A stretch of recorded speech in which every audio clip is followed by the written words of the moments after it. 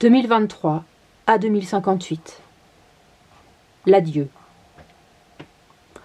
Pauline, devenue une belle et grande jeune fille au visage gracieux, laissait le plus souvent onduler ses longs cheveux châtains sur ses épaules. Ses grands yeux ambres inspiraient franchise et considération pour ses interlocuteurs. Quelques taches de rousseur sur ses pommettes, un visage rieur, gommaient son nez un peu long qui la complexait. Jusqu'alors, la chance lui souriait. Un lycée plaisant pour ses études, un enseignement qui la passionnait, la nature, l'histoire du monde et ses enjeux, les sciences, l'apprentissage de la musique, de la danse, des arts. Tout reposait sur un profond respect de l'homme et de son environnement. Pensionnaire, la séparation s'était trouvée bien adoucie par le bien-être et la convivialité cultivée dans cet établissement modèle. Ses études se poursuivaient brillamment, ponctuées de week-ends à la maison, généralement entre amis le samedi, et en famille le dimanche. Pour son 15e anniversaire, elle avait reçu un magnifique scooter électrique que beaucoup lui enviaient. En ces temps de pétrole cher, elle se dévouait souvent et parcourait les kilomètres séparant les membres de la bande. Comme pour leurs aînés autrefois, les retrouvailles étaient prétexte à refaire le monde, réinventer leur histoire et projeter leurs idéaux. Pauline adorait ces moments de communion, de réflexion aussi, et surtout d'évasion. Malheureusement, plusieurs éléments de l'équipe déménagèrent. Leurs parents endettés ne parvenaient plus à assumer les charges et échéances de leurs habitations fastueuses et énergivores, ni davantage à combiner vie à la campagne et activité citadine. À son grand désarroi, les liens de son petit groupe, au départ solides, se délitaient peu à peu. De leur côté, Jeanne et Pierre avaient anticipé de leur mieux les crises continuelles. Pour rien au monde, ils ne seraient allés vivre en ville. Organisés, ils limitaient leurs déplacements à leur stricte nécessité. Pierre travaillait à domicile et utilisait plus que jamais Internet. Assistante familiale, Jeanne gardait, selon les périodes, 1 ou 2 enfants et optimisait ses déplacements. Le potager leur assurait les légumes frais la majeure partie de l'année, des conserves maison le reste du temps, quelques poules pour les œufs, du lait et plus rarement de la viande des fermes alentours complétaient l'alimentation familiale. Leur habitat, devenu quasi autonome, affranchissait la famille des fluctuations désormais violentes des prix de l'énergie. La vie s'écoulait ainsi, en marge d'une société en détresse, qui refusait de comprendre ce qui lui arrivait, s'agrippant à quelques espoirs, à ses croyances. Prenant les transports en commun, Pauline parvint un temps à garder contact avec ses amis. Mais les rencontres s'espaçant, les liens devinrent plus difficiles à entretenir. Bientôt, ils ne se retrouvèrent plus que 3 au sein du même village. Pauline, Arnaud et Mathieu, à se fréquenter régulièrement le week-end. L'ambiance n'était plus si enjouée. Ils passaient un peu de temps les uns chez les autres, prenaient un verre au café, profitaient des animations locales, bals ou ciné quand il y en avait. Pour autant, si les soirées n'étaient plus si attrayantes, Pauline semblait heureuse de se ressourcer chez elle. Elle nourrissait une grande affection pour ses 2 camarades et profitait du dimanche pour rapporter à ses parents les enseignements de la semaine. Un vendredi soir, de retour de l'école, Pauline trouva sa mère alitée et très pâle. Jeanne, rarement malade, était dans un tel état de faiblesse que son cas avait immédiatement alarmé les médecins. Pierre ne quittait pas son chevet, et le lundi, Pauline ne reprit pas le chemin des cours, préférant soutenir ses parents. Jeanne sentait ses forces la quitter petit à petit. Elle tenait la main de Pierre, assis sur le bord de son lit. « Pierre » prononça-t-elle faiblement. Celui-ci serra sa main un peu plus fort pour lui témoigner son attention, incapable de dire un mot. « Pierre » reprit-elle plus fortement. « Je me sens si fatiguée. »« Ça va aller, » articula-t-il difficilement. Elle sourit doucement. « En tout cas, Je crois qu'on a fait ce qu'on pouvait. Tu continueras tout seul. Tu y arriveras. Tais-toi, ne dis pas des choses pareilles, se fâcha-t-il, touché qu'elle se préoccupe encore de lui. Non, s'il te plaît, laisse-moi parler, j'en ai besoin. Je me connais. Je sais qu'il me reste peu de temps. Mais avant, j'ai besoin d'être rassurée, de partir tranquille. Je voudrais que tu ne perdes pas notre objectif de vue, que tu continues sur la lancée.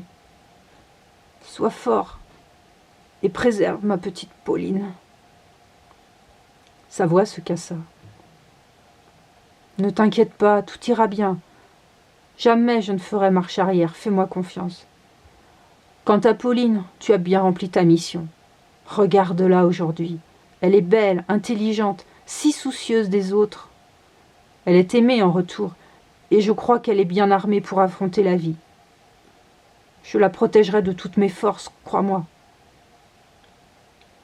Pierre se détourna pour cacher les larmes qui envahissaient ses yeux. Est-ce qu'elle est là? Je voudrais lui dire un mot. Oui, elle est dans le jardin, je vais l'appeler. Pierre, encore ému, sortit de la chambre.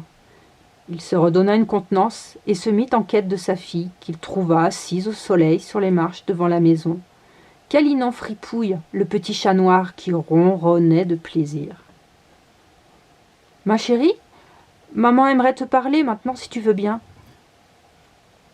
Pauline sembla sortir de ses pensées et leva les yeux vers son père en se relevant, aux grandes dames de Fripouille qui exprima son mécontentement d'un miaou sonore.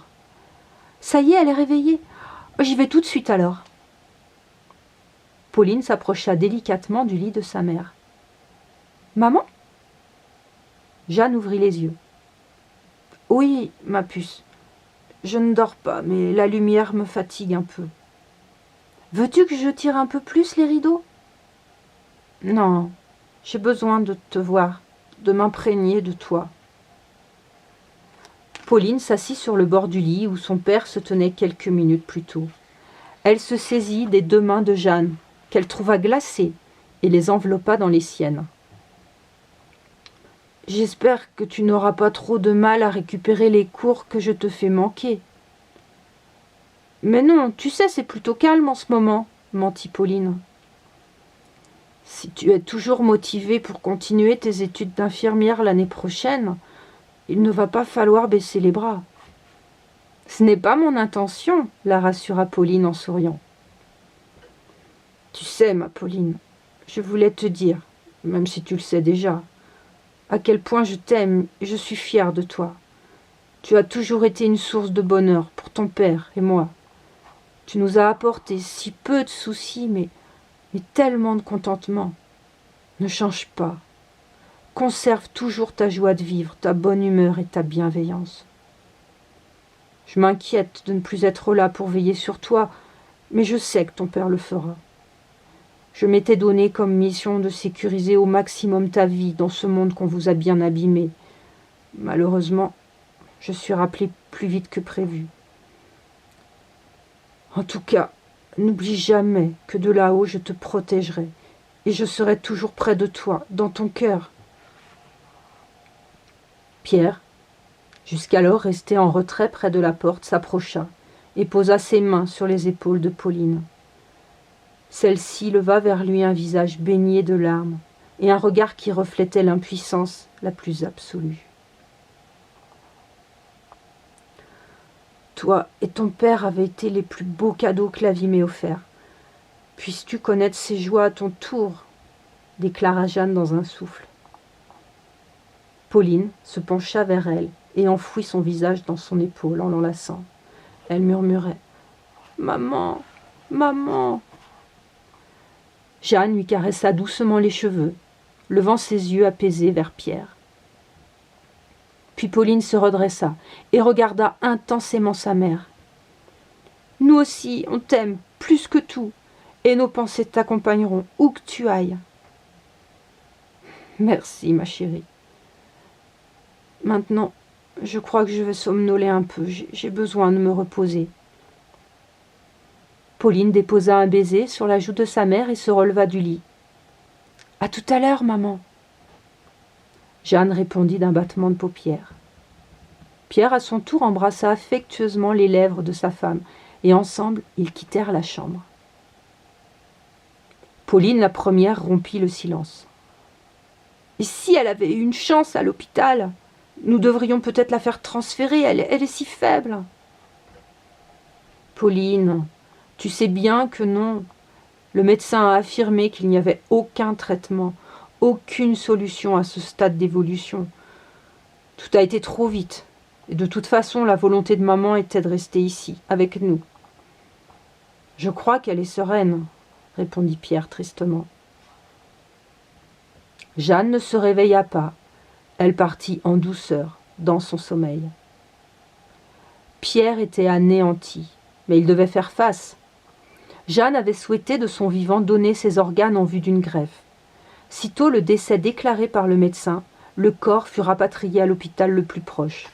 Malheureusement, quelques tests suffirent à confirmer l'atteinte générale de tous les organes par le mal. Rien ne put être transplanté, et le corps fut restitué à la famille. Une haine bouillait en Pierre. Jusque dans sa mort, on avait empêché Jeanne d'aller au bout de ses désirs.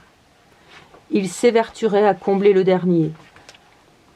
Pour en avoir plusieurs fois parlé ensemble quand tout allait bien, ils avaient réfléchi à ce que leurs morts respectives ne soient pas un poids supplémentaire pour la planète. Il trouva non sans peine un funérarium qui accepte de ne pas embaumer le corps, de le placer dans un linceul et un cercueil biodégradable, sans pierre tombale. De ce fait, l'enterrement fut rapide, et si la famille, bouleversée par la mort de Jeanne, fut un peu choquée de la précipitation des funérailles, elle respecta malgré tout les volontés de celle qui avait consacré la fin de sa vie à réduire son empreinte sur la terre. Pauline, défaite, n'avait le cœur ni à repartir étudier, ni à abandonner son père à sa solitude. Elle décida de rester avec lui dans la maison familiale, si vide tout à coup. Elle n'était qu'à quelques mois du baccalauréat. Pierre insista, se mit en colère, et finalement Pauline reprit la route de son pensionnat après 3 semaines d'absence. Elle s'arrangeait pour lui téléphoner tous les soirs, savoir comment se déroulaient ses journées. Elle fut un peu surprise, mais réconfortée de voir qu'il réagissait plutôt bien, la première douleur digérée. Il réorganisait sa vie. Obsédés par la poursuite de leur mission, ils passaient un temps fou à faire vivre leur site internet, à répondre aux nombreux mails qu'ils recevaient quotidiennement. Cela occupait ses soirées et ses nuits. Il consacrait ses journées à son activité professionnelle et là encore, les demandes affluaient. Pauline, rassurée de ne pas le voir se morfondre, s'inquiétait de cette suractivité. N'allait-il pas s'effondrer lui aussi à cause du surmenage? Elle le poussait à revoir ses amis le week-end, mais s'il les rencontrait volontiers, il souffrait de ne plus pouvoir partager les idées qui avaient cimenté son couple.